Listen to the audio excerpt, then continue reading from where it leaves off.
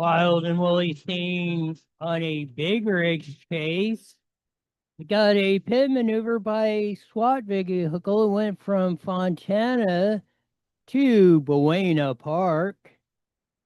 Let's see if we can catch some of the ABC 7 report. And police teams are, pulling people out of a vehicle at gunpoint. So it's something I only see on the news or online. North County SWAT was in the area and began chasing with its Bearcat armored vehicle and eventually brought the chase to an end. Officers surrounding this semi-truck with weapons drawn. The driver and passenger were taken into custody. Police are still looking into the relationship between the driver and passenger, but we've now learned that both men had warrants for grand theft auto and the driver for armed and dangerous parolee at large. Well, you don't often see a pit maneuver from an armored vehicle on a big rig, but hey, we can cross that off the old bucket list.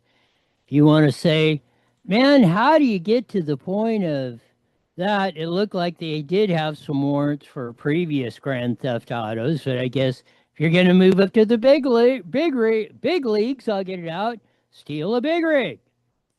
Man, oh man, some of the stuff you see in SoCal every day is quite amazing. Disturbing story out of the Hemet area. One miner was killed, 3 people wounded in an Inland Empire shooting spree. Cops got a call from the Hemet PD into Hemet PD from the hospital saying, hey, we got a bunch of gunshot wound victims coming in here. It's you better get over here and do that. As of our time on airtime, at least I couldn't find excuse me. They made they have not made any arrests. The investigation is ongoing. So we will keep you up to date on that situation. 2 million illegal aliens removed or self-deported from the U.S. in the first 8 months of Trump's term. That's from the Department of Homeland Security. So if they keep up at that pace, it'll be 3 million for the year, either self-deported or deported by the United States government of illegal aliens out of the country. I'd say that's a very successful run. Only the beginning of getting probably 10% of what came in illegally. I'm saying it's 30 million in the 4 years of the Biden administration, 20 at minimum. But I'd say they're 8, 12, 13% completed in the first year. So good job for the Department of Homeland Security and DHS, Tom Homan, the borders are, FBI, and all the federal law enforcement, Border Patrol, all the federal law enforcement agencies on that. Anti-ICE gunman killed 1 and wounded 2 in Dallas. Shooting is identified. Plus, he had anti-ICE stuff. I guess this is the big deal. We don't know if he's a tranny yet. He was identified.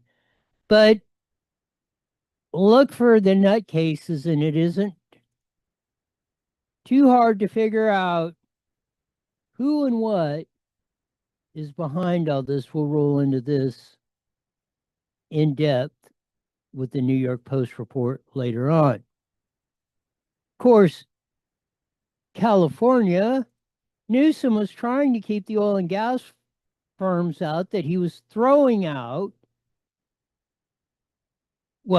from 50 refiners down to maybe single digits. 7, I think we're at 11 right now, going to 7. Here's what they told Newsom. Newsom's trying to negotiate getting another company to buy the Valero 1 or the Phillips 66 or something, so gas doesn't go to $8 a gallon. They told him, you cannot do business in the state of California. Gas could hit $8 a gallon. 2 refineries close. They told him, you made it impossible. You with your climate change and your AB 32 and your whole greeny weeny BS.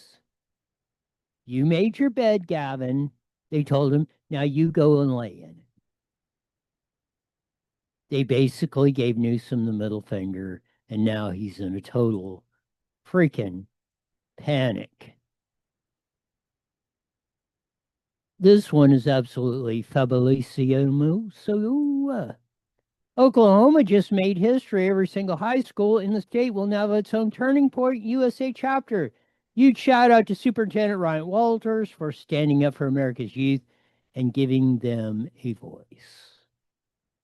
Way to go, all you fellow Okies out there, where my ancestry traces to on my mom's side. Both my grandparents were Okies, at least two of them, half of them.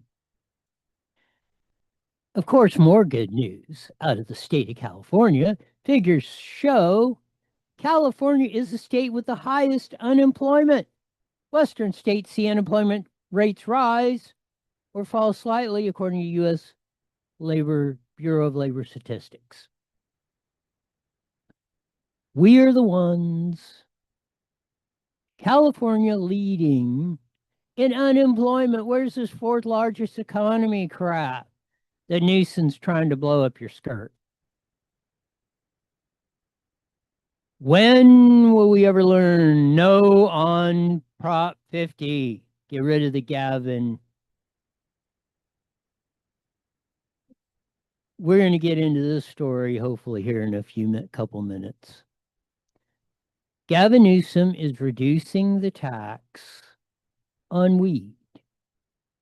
Now, we told you on the show they should have not had any tax on weed for 5 years to establish the legitimate business to get rid of the Mexican and Chinese cartels. But that is, of course, was not what Newsom and the Biden administration wanted to do, because there was bags of campaign cash, prove me wrong, allegedly showing up at their houses to get them elected.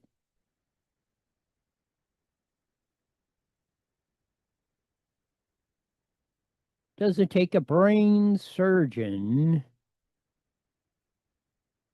to figure this stuff out. Well, Susan Shelley on at the bottom of the hours. We're usually doing a Wednesday. More important things to touch on. We'll get into a little bit broader topics on some of the things we've rolled into. It will be fun. Yes, it will. I want to get into the weed story, because we put in and legalized marijuana, mainly, at least from my view, to get rid of the illegals, the Mexican and Chinese cartels that have been running this thing, and all the illegal weed grows and all that.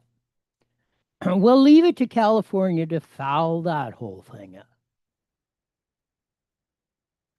by taxing it. Well, it went from 15 to almost 20%. They're backing it back down to 15. This is what, and everybody, oh, we're going to get all this tax revenue, BS. If they would have done it like I told them to do it,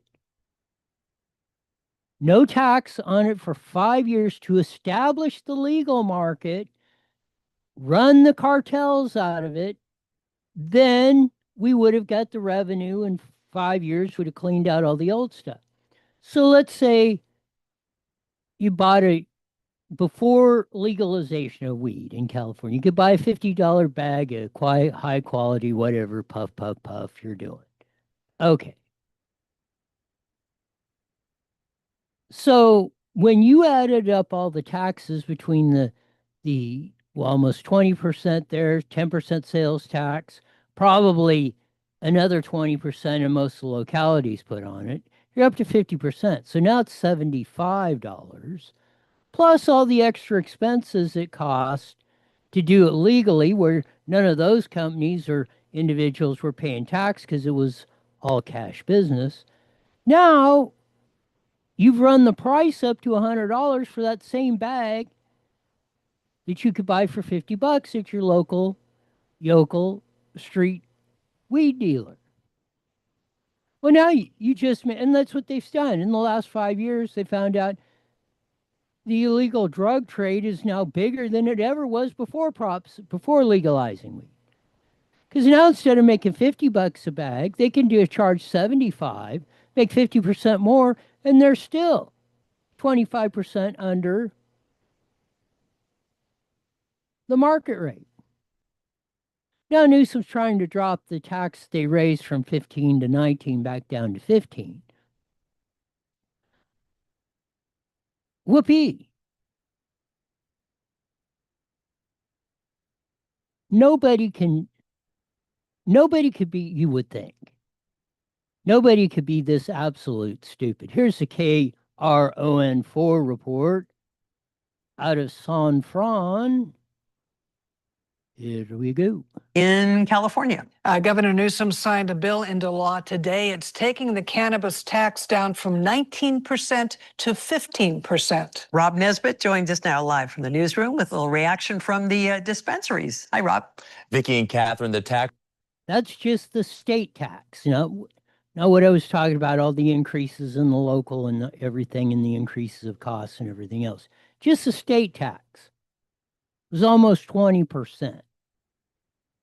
Now they're backing it back down to 15, just at the state level.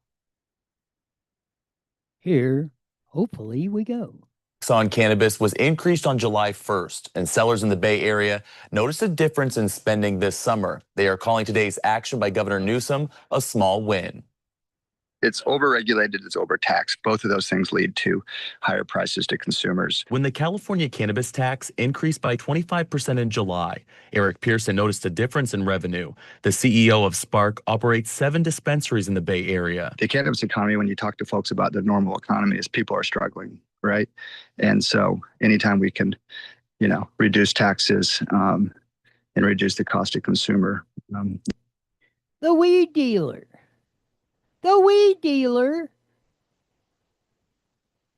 understands free markets. Lower the price, more you're going to sell. And again, if you got to make the legal weed market competitive with the illegal cartel-run drug trade, or you're never going to get rid of it. In fact, California has done it. We've strengthened the illegal weed grows and the cartels, which was what they were planning on doing, because the cartels were paying off the politicians, especially the Democrat 111% California. Here we go. The better off we are. He says the tax increase caused buyers to go elsewhere for cannabis products. Vice President of Policy for the California Cannabis Industry Association, Zoe Schreiber, says about 60% of cannabis consumers in California buy from illegal sources. A competition with a totally non-taxed market versus a market that is working to bring regulated, age-gated product. So again, exactly as I predicted, you were going to strengthen the illegal weed growers. They're going to make more money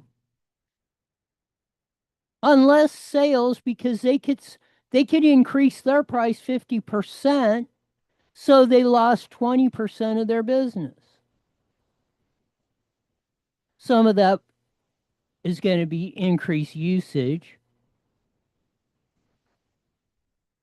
They're making 50% more.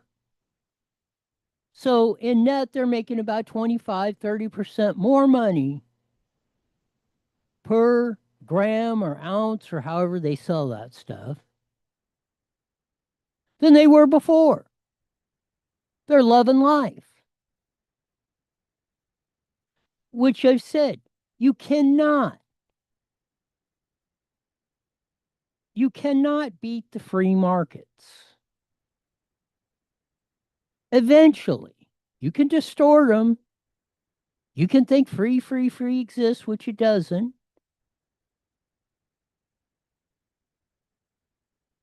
but you're never going to beat it. Eventually, the market rate is going to come out, like the weed dealer said. Yeah, prices are going too high. People are buying less of it. Duh. Economics 101.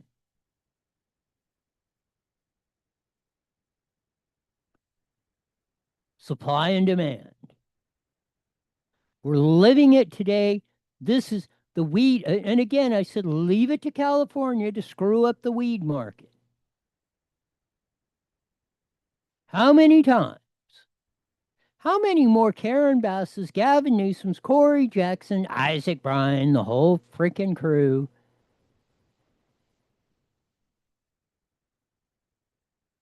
Are we going to keep electing?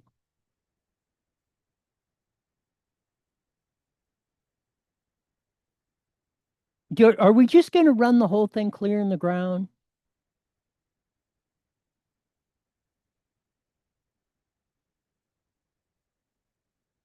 As we pointed to, unemployment, highest in the nation. Highest unemployment rate in the nation.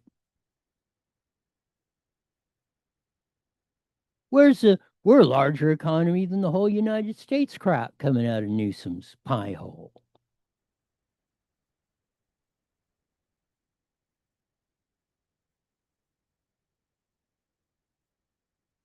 Then we have the whole oil refinery fiasco. You know, the oil refinery said, hey, you've been torturing us forever.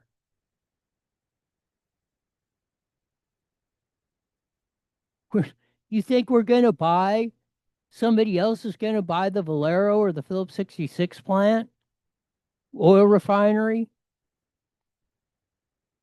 And you're not going to do the same thing? Well, you might back off. We know the game. We played this before. You might back off for a year or two, but then you're going to be out next year. The next, if we elect Katie Porter and we elect a whole lot more Corey Jacksons and Robert Reeveses and whomever, I mean, they're just going to, yeah, as soon as they got our hooks in us, we got a $3 billion debt to play off this oil refinery. Now you're going to put the screws to us.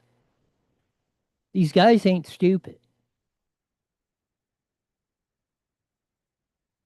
You know, they didn't make billions upon billions of dollars every year by being stupid.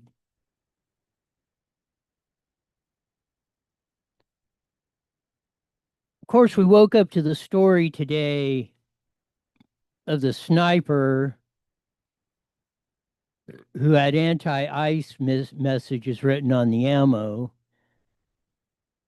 1 dead, 2 wounded. The unfortunate part is it appears it was the guy actually was targeting ICE agents, but he shot 2 illegals that were being held by ICE. Kash Patel put the picture of the bullets up.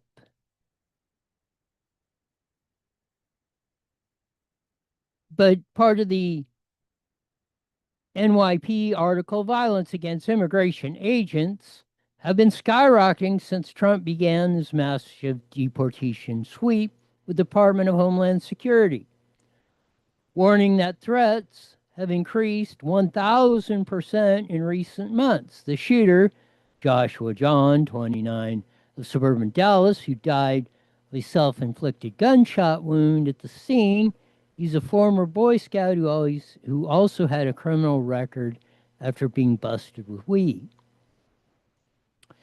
Shooting at the Dallas ICE facility is being investigated as an act of targeted violence. Special agent in charge of the FBI's Dallas office, Joe Rothrock, told at a press conference today. There you see the anti-ICE scribblings on the bullets. That's the picture that Kash Patel, the FBI director, released this morning. That's some of the pictures you see from the scene of that. There's the mugshot or a picture. I guess there is no mugshot. He killed himself. But he's been identified as the shooter. What we can share with you that early evidence we've seen from the rounds that were found near the suspected shooters contain messages that are anti-ICE of nature. Again, this is just the most recent example of this type of attack, Rothrock said. Killer had multiple rounds from a sniper's nest up on the roof. Immigration of a nearby immigration lawyer's office, he shot into the Dallas ICE held office Sally Port, seemingly indiscriminatory, which is probably why he unfortunately killed and wounded the illegals instead of the ICE agents, which appear to be as targeted. So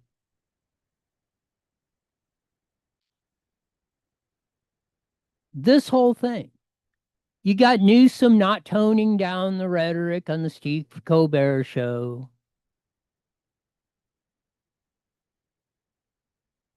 Jimmy Kimmel, all these other guys, Baghdad Bob Paskey, Rachel Maddow, the whole crew. They're not turning down the heat. In fact, they're inciting this stuff. Just like with Newsom's deal about the photo op of, oh, we're going to ban the masks on law enforcement agents. When ICE agent targets on ICE agents are up 1,000% in the last 8 months, 1,000%.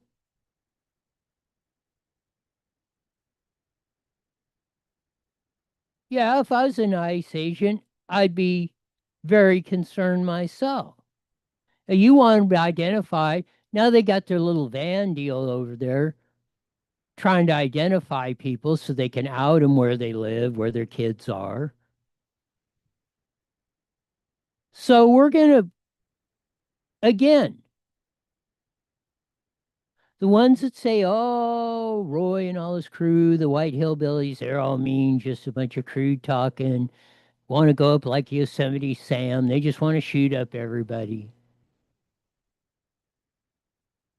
Anybody don't look like them.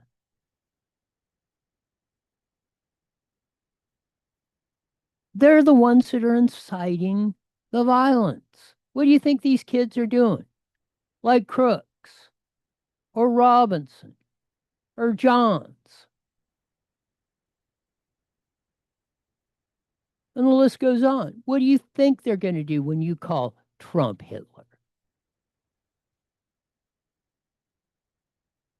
Well, who wouldn't have justified taking Hitler out?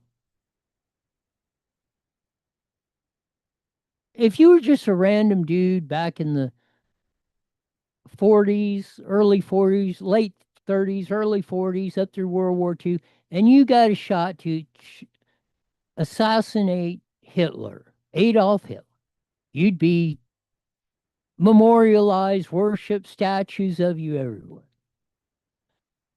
So when they're calling Trump Hitler, they're not saying outright,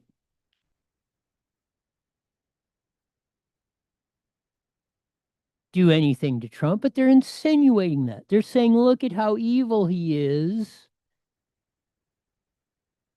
Now, what do you think other people are going to equate to that based on history of an Adolf Hitler? So while they're not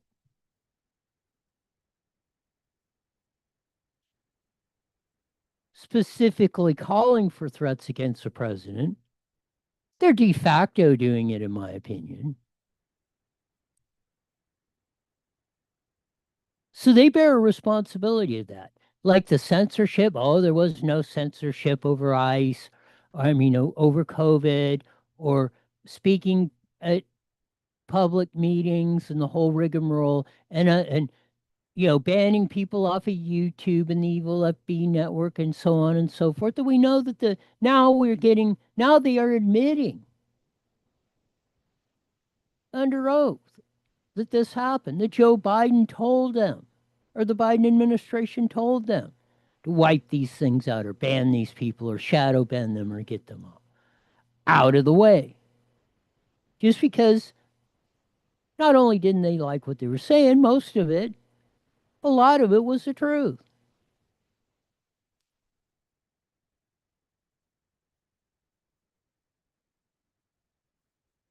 So we shall see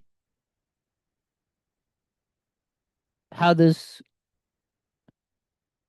all shakes out on this. But these guys are not without responsibility. Like the Kimmel deal or what? It was Barack Obama who said, hey, you should boot Roseanne Barr off. Oh, all the people are screaming about Kimmel weren't saying, they were cheerleading that. So there's no principle behind what they're doing. Just, I want it.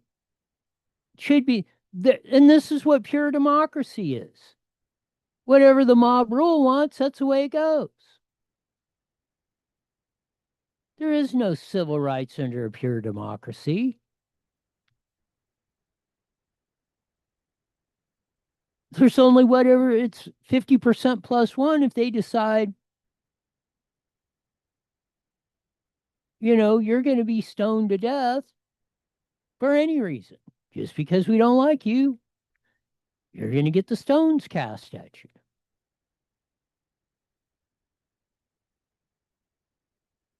That's got to be a pretty brutal way to die, because you're not going to die instantly. You know, people just keep throwing rocks at you.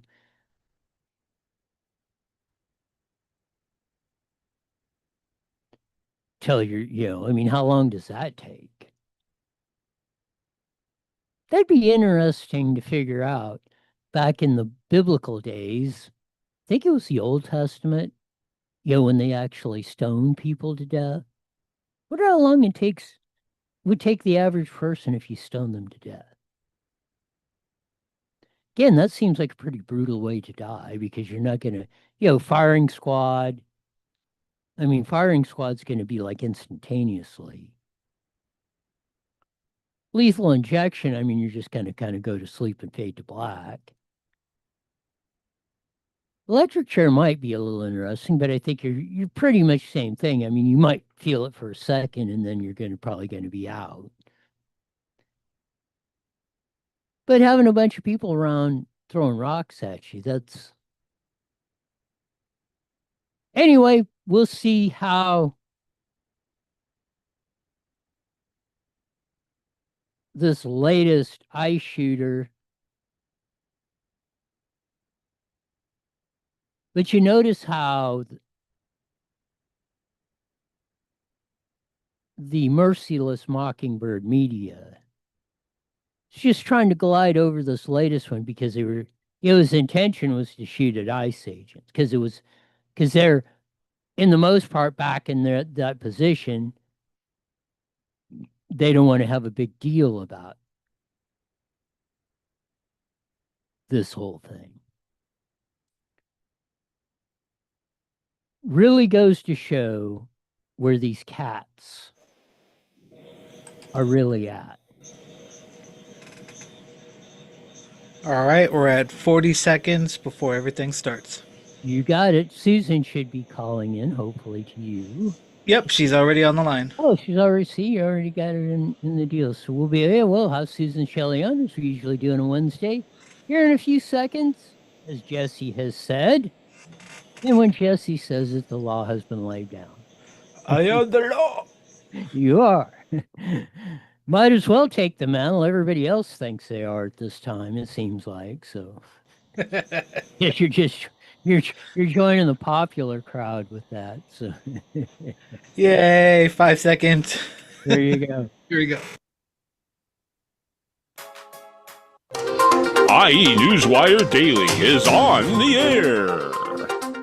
The following is a paid program. Views and claims expressed are those of the program producer and are not endorsed by this station. Opinions expressed are not necessarily those of radio station KMET, its management, employees, or affiliates.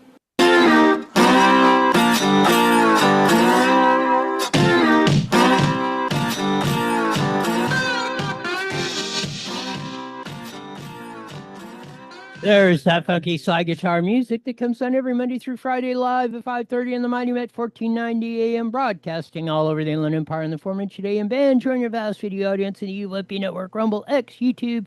Check us out, subscribe, do all that good stuff on there.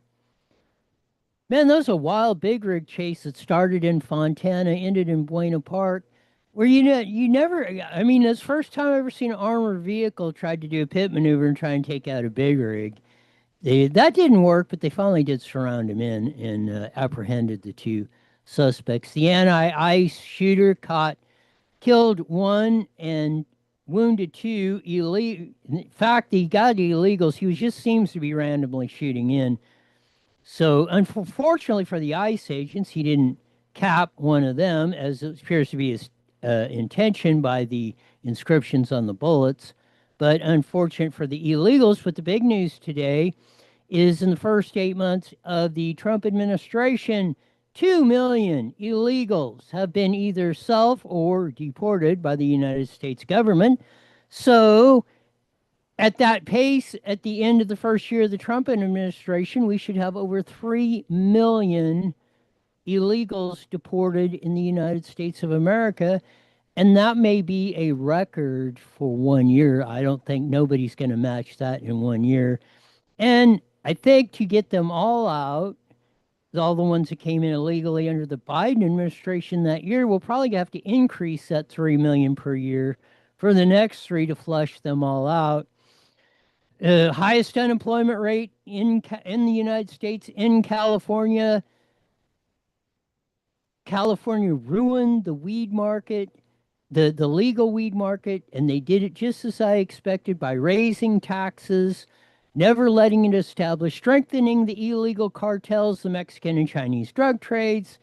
And the big oil refiners told Newsom to stuff it, where. We're not going to buy, no other ones are going to buy the 2 refineries that are closing, because they know what? The exact same thing's going to happen to them.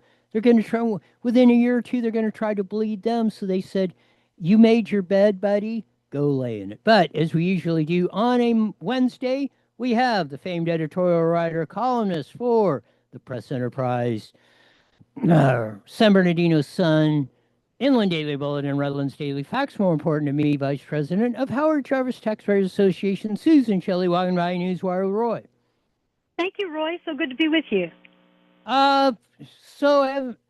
What was your take on, what was your take on the whole Charlie Kirk Memorial Service?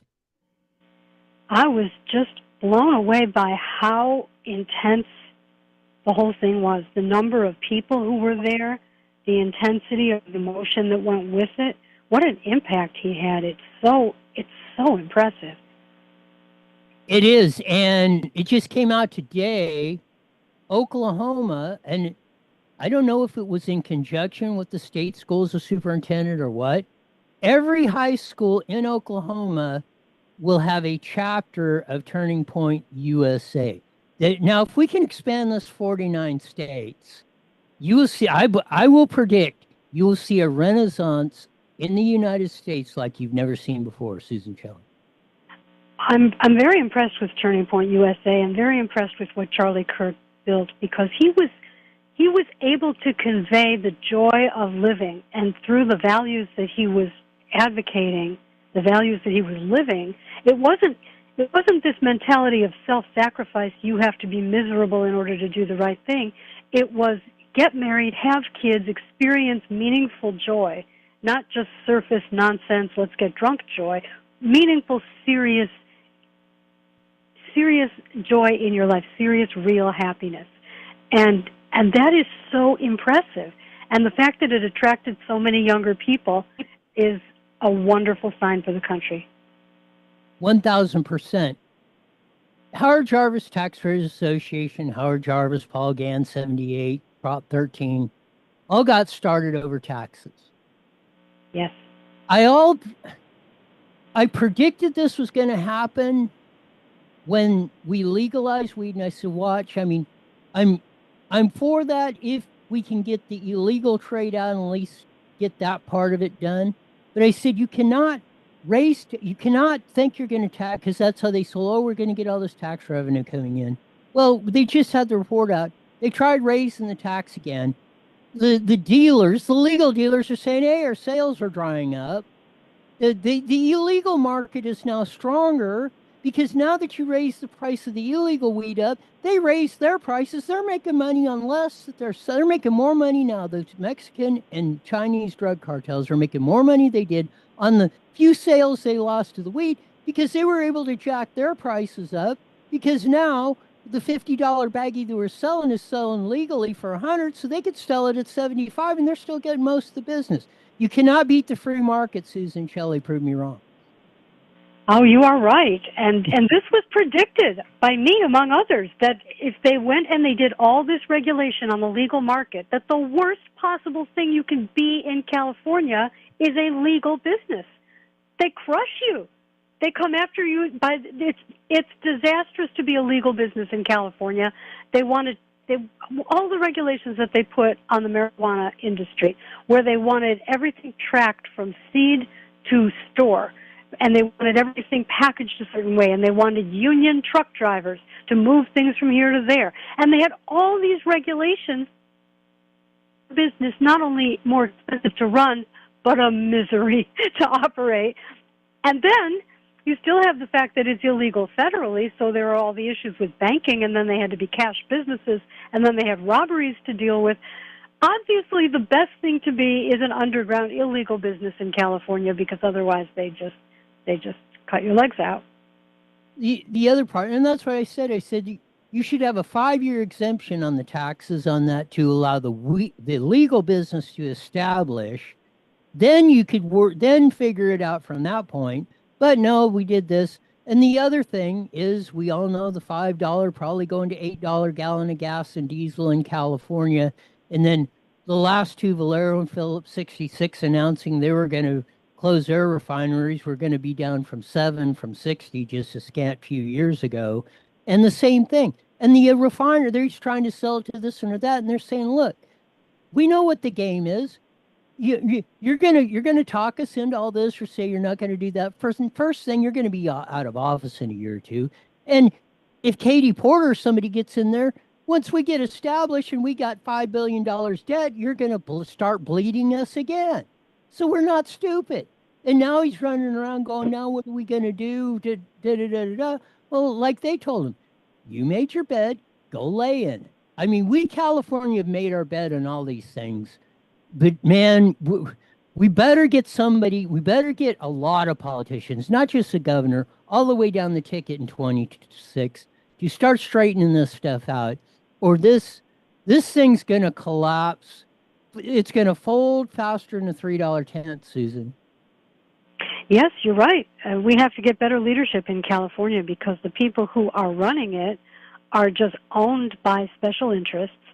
And they are at the point where they can't even make a decision that's rational. They just take orders and they do whatever. What they just did in the city of Los Angeles with the budget, they had this huge budget deficit, but the unions didn't want anybody to be laid off, because every single person is absolutely indispensable, and there's no feather bedding whatsoever in the city government. So what they did is they moved people over to the payroll of the airport, the ports, and the DWP, which are the 3 enterprises that are owned by LA City. So now you don't have those people on the city payroll, you have them on the enterprise payroll, and it doesn't count against the budget, and ta-da, the budget is balanced. How about that? They can, I mean, they're crooks, because they can figure out, as they call them, these creative ways. And if you were to do if you were even to come up with something like 1% of this in the private sector, like you were the controller of a big corporation, you come up with that and got it implemented, you would be going to jail for probably if you weren't in California, maybe not, but in any other state, you'd go to jail for probably the rest of your lives. You'd be a Bernie Madoff times 10 trying to pull off the exact logic that these guys try to do. It's really beyond criminal. It's evil. I mean, because of the effect it has on everybody on that. And I kind of want to segue into your column, because it was we got the announcement, I think, yesterday from Google and Jim Jordan of the, running the committee up in the House, Google admits, yeah, the Biden administration come in here and told us to censor all these people and ban them and everything else. They had to. They admitted what happened. Exactly what you mean. Practically everybody else who was getting screwed over by this was saying, screaming, and they were all telling us what, for 3 or 4 or 5 or 10 years, we were all a bunch of nutcases. We should be locked up. We're, false information, deep fakes and from alphabet soup and everything else. I mean, your column, the title is absolutely right. Trump is holding the media to account, Susan Shelley. I think it's so much fun to watch. There's a point in there's a point in politics where you think, well, I don't really want to tick off these people because I'm going to need them later. And then there's that point where you just don't need them at all. And Donald Trump has reached that point, and he is going after all of these media organizations that have been flat out lying about him and defaming him. Now, you can lie in the media, but if it's defamation, that's a different thing. And when CNN called him Hitler, and when the Wall Street Journal said he sent a lewd drawing to Jeffrey Epstein for his birthday, and when you have all of these people with the Russia hoax and these various other things, they called him a spy, they said it was treason, and then you had CBS editing that Kamala Harris interview to make her look better. Well, they're trying to make him look worse. They're trying to make her look better. Well, he's been bringing lawsuits for defamation and everything else that he can possibly cite as a cause of action. So far, the Trump Presidential Library has received $16 million from Paramount and CBS and $15 million from ABC. And I can't wait to go to the library and see the donor wall with all the media companies on it. Thank you to the Wall Street Journal. Thank you to ABC News. Everybody who is settling these lawsuits with him is being forced to make a donation to the Library Foundation. And I think that's just poetic justice. And really, in a lot of cases, I mean, Twitter and social media had a lot to get Trump elected in the first time. Probably had a lot to get him unelected in 20 and then back reelected in 2024. But yeah, I think Trump's having the biggest laugh out of this. He's actually used probably the tools that they have most effectively against them since 2016 or 15 when he started running 10 years ago. And now they don't. It finally took him 10 years. They finally ran out of excuses, I think, like with Google and Facebook and all these guys are finally admitting, well, we all knew. And they kept, but I guess the thing that just twists my head into knots is they should have apologized. Jordan should have made them apologize to everyone. And there probably should have been a big fine. They should have done class action suit or something. There should have been a big fine. They should to reduce the deficit or something for all the heartache they put people under this. And if it isn't libel, that they did to a lot of us. It's about as close as you're going to get without actually doing it, Susan. Yes, and the trouble, I think, for legal accountability is that it was the government telling them to do it, so that probably gives them some shelter from the laws in terms of they weren't legally allowed to do the things they did. If the government's telling you, well, it's an emergency or it's national security or whatever they made up, a company like Google is required to obey the law. It gets really tricky for holding them accountable. But they did say they were going to welcome back all the people they deplatformed for so-called election misinformation and COVID misinformation. So that's something. That's almost an apology. Not quite. And, of course, it doesn't make up for the revenue they lost all this time when they weren't monetized. So it's a difficult situation. What I'd like to see is some sort of legal penalty for people in the government who do this kind of thing. I would like to see some accountability for the government officials who order this improperly, knowing that it's a lie. And if you can prove that later, I think those people should serve time for this, because the government shouldn't be restricting speech at all. That's what the First Amendment means. And it's just really troubling that they made up these excuses. Everyone on the right is a domestic terrorist threat. and they were going to debank them and deplatform them and monitor their social media and all of this stuff for ordinary protected, constitutionally protected speech. That, you know, the people who were the plaintiffs in the Murthy versus Missouri case, is that what it was? Or Missouri versus Biden originally, and then Murthy versus Missouri. And whatever it was Dr. Jay Bhattacharya, who's now the head of NIH, and it was all these other people who were slimed and censored and all the rest of it. And I guess there's some rough justice in the fact that Trump won the election and appointed them all to these positions where they can put a stop to it. But it is a big job. No, I agree. The government officials should be, and like that tweet that Trump put out, Pam Bondi, Attorney General, why aren't you on the stick of where's the prosecutions at? But as a minimum, all those evil social media platforms, all the people that they banned over this, that they are now admitting that they did under false pretenses of that, they should be doing some sort of promotion for their sites, making sure their stuff gets out on their platforms over most other people, yada, yada, yada. There's got to be something to put the people back.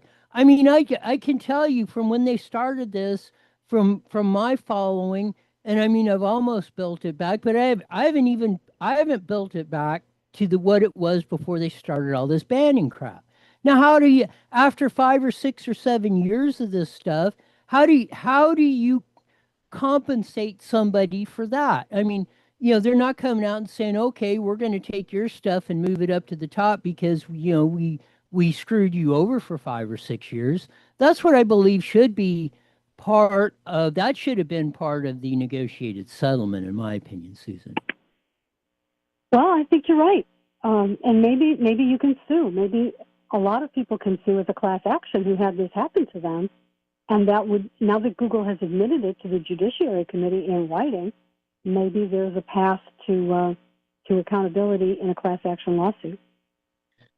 Let's hope so, because man, it's been a wild ride, and like Trump said, they're really not out there. I mean, they were after him, but I mean, when he said they're not after me, they're after you, he was really meaning that was the whole plan of it. It's just not, they weren't just mad at Donald Trump or just trying to get Donald Trump. They didn't want this. They didn't want to be exposed like they're being exposed now as a hypocrites. And I'm trying to be nice about it. Of what, it's just like this deal with Jimmy Kimmel. What was it? It was Barack Obama who was telling the networks to get Roseanne Barr off the air. Well, the ones that are all boo-hooing about Jimmy Kimmel were cheerleading Obama because they didn't like what Roseanne Barr was saying. And Roseanne Barr was at the time, and probably still is today, was telling a lot of the truth about this stuff, Susan. Yes, and it's really unbelievable how unhinged the whole left became over Jimmy Kimmel losing his talk show for 4 days and then treating him like he was the Messiah returned.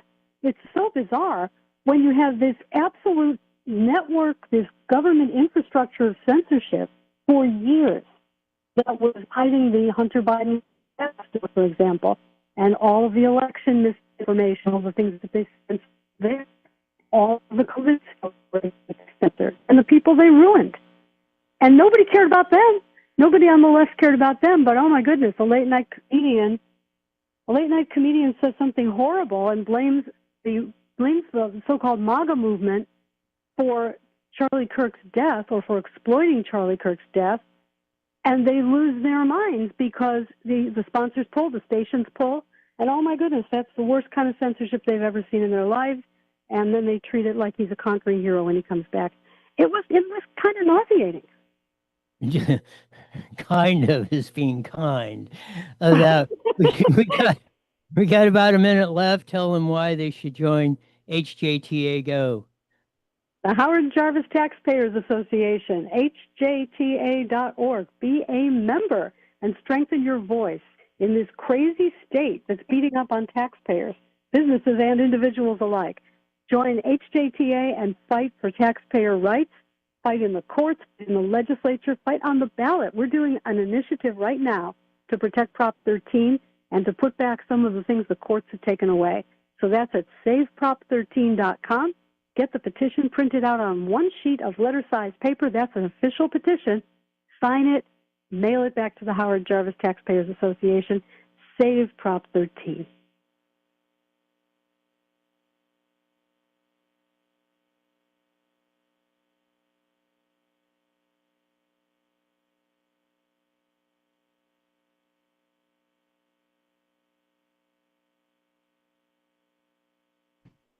Should be compensated in some way.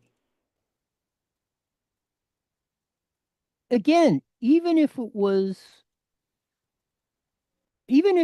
okay, we're going to put a priority back on your stuff to help you try to build back the following you had before we started screwing you over. That would have been, that would have been at least semi-acceptable. Like I said, over all these networks, and I'm not the only one. I mean, you Mason Weaver, Melissa Ann Murray, I could go on and on and on. We all had big followings on the social media network till the crackdown came on. Yeah, when they banned Trump, and then they started figuring out, holy crap, we gotta stop these hillbillies out here. They're crushing us for telling the truth, for actually informing the citizens. And if the average Joe and Juanita find out that we are getting screwed over by these people, we're in a world of hurt. Well, now it's 6-7 years later, and everything we said was happening, whether it was that or the COVID or everything else. The illegals, the coddling of the vagrants, the illegal drug trade, and where it was coming from. There's, again, when does it change from, oh, they're just a bunch of conspiracy theorists, tinfoil hat-wearing hillbillies with a bunch of guns, just want to go out and shoot anybody that they don't like, to, well, is it a conspiracy theory when it proves out to be true? Oh no, we're not shadow banning anybody. Oh, you just lost 10,000 followers in one day. Poof, they're gone. Oh, we don't know how that happened. Maybe he said something they didn't like. Balderdash.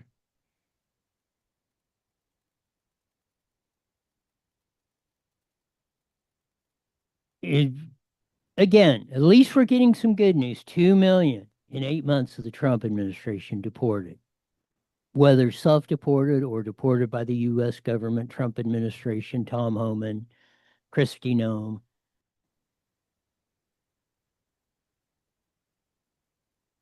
I wonder how Newsom's going to react to this latest target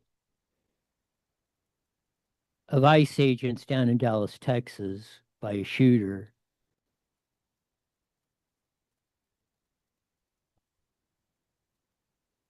And the incitement and everything else that they've been trying.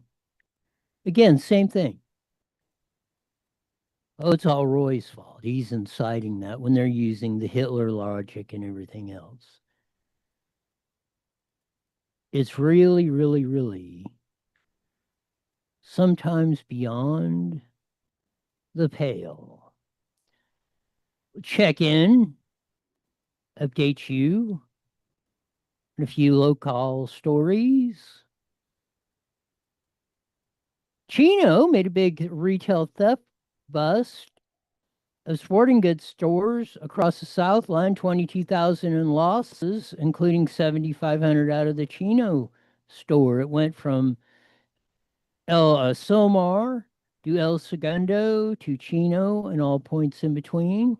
So good job, Chino Cops and everybody else. We updated that horrific story in Hemet. 3 people wounded, 1 dead in a shooting spree that went on there.